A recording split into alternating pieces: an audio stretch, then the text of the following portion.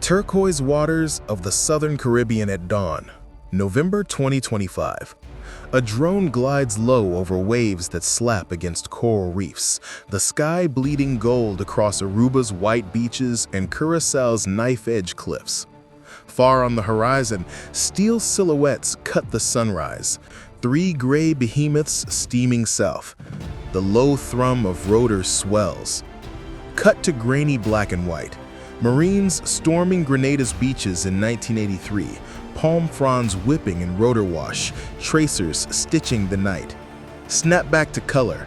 F-35s knife overhead, afterburners glowing like coals. In the cradle where the Atlantic kisses the Caribbean, history is always written in salt and storm. Pirates once nested here. Cold War proxies bled here. Now, on this November morning, the board resets. From the decks of amphibious fortresses, thousands of U.S. Marines spill ashore, not as liberators, not as conquerors, but as enforcers in a shadow war against empires of powder and peril. This is Operation Tidal Hammer, 4,500 leathernecks arriving in the Southern Caribbean, a ripple that starts in Washington and ends, perhaps, in Caracas.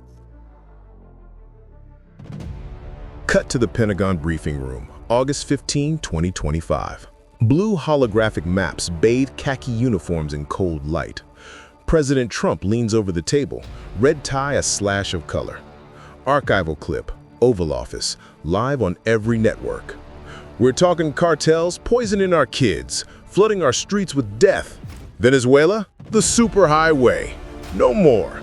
We're sending the best, the Marines, the Navy, the works. Thousands to the Southern Caribbean to choke the snake at the head. Believe me, it'll be beautiful, fast. It began with a directive, not fanfare. Counter-narcotics cover, national security seal. The Iwo Jima Amphibious Ready Group, 3 ships the length of city blocks. USS Iwo Jima, USS Fort Lauderdale, USS San Antonio. Aboard, 4,500 sailors and Marines of the 26th MEU, straight from North Carolina and Virginia. Their quarry? Go-fast boats skimming 500-kilo bricks of Colombian coke through Venezuelan ports toward American veins. Beneath the drug war banner, though, a sharper edge glints, a mailed fist aimed at Nicolas Maduro. Deck of USS Iwo Jima, November 2, present day. Handheld camera bucks with the swell. Marines in desert camis rappel from CH-53K helicopters, boots thudding on flood-lit steel. Radio chatter crackles. Eagle 1, Viper Nest, touchdown and 5 mics.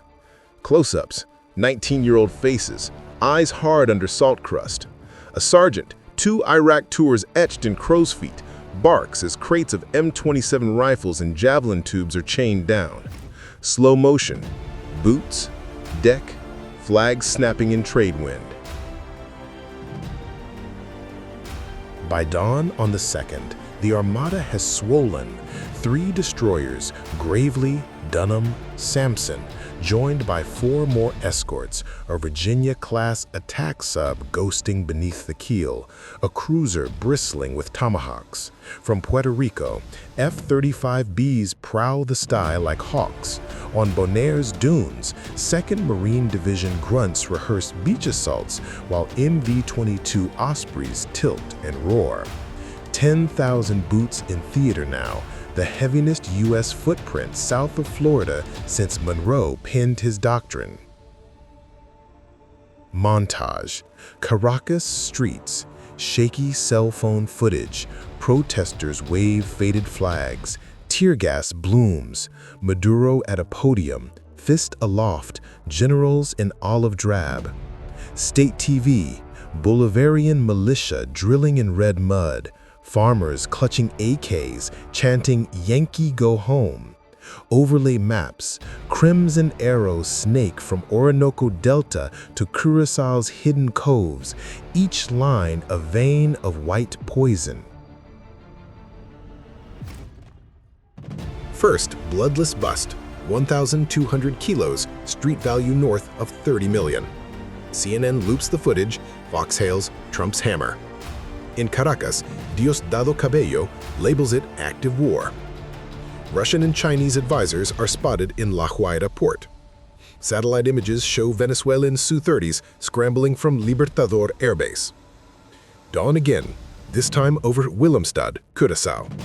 Dutch Marines in blue camo watched from the pontoon bridge as U.S. LCACs roar ashore, disgorging Humvees and artillery. Local kids wave, and old fisherman spits into the harbor. A Marine major briefs beneath a baobab tree. We hold the high ground, we own the sea lanes. Simple. Lines blur. Is this still about drugs, or has the mission drifted into regime change by other means? The Marines dig foxholes on Bonaire's salt flats, scanning horizons where thunderheads gather like artillery. Somewhere beneath those clouds, a submarine captain tracks a periscope feather. On the bridge of Iwo Jima, a young ensign whispers the old Corps motto, "No better friend, no worse enemy."